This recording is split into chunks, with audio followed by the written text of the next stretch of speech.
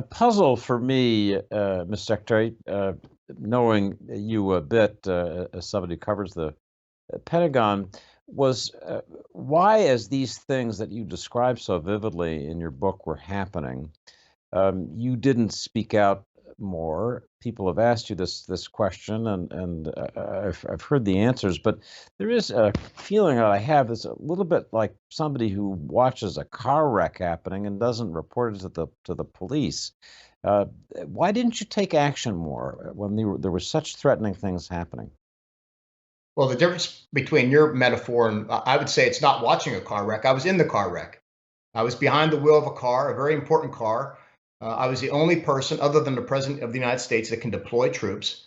And I felt at the end of the day, and this question's been asked a lot, that I was better off serving my country in office, able to do two things. One, advance important initiatives in the DoD, building our cyber capabilities, proposing a new Navy, modernizing the force, taking care of our soldiers and families. I could pursue a positive agenda there, but meanwhile be in position to push back on bad ideas or to swat away outlandish ones.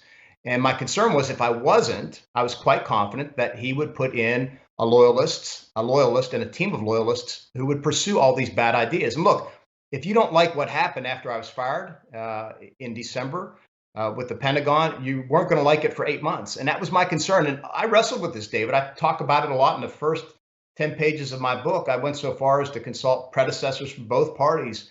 Colin Powell, who'd become a mentor of mine, to a person said, you got to stay, you got to do it. So I wasn't watching the car wreck. I was in the car wreck behind the wheel, or at least one of the wheels of the car, and trying to steer away from all these bad things. And again, at the end of the day, I thought my oath to the Constitution overrode what would have been, for me, a personal decision a lot easier, would have saved me a lot of grief, a lot of heartache, a lot of sleepless nights to just walk away. But I just didn't think that was the right thing to do. And frankly, I feel more confident about that decision today than I did, at the time, to be honest with you.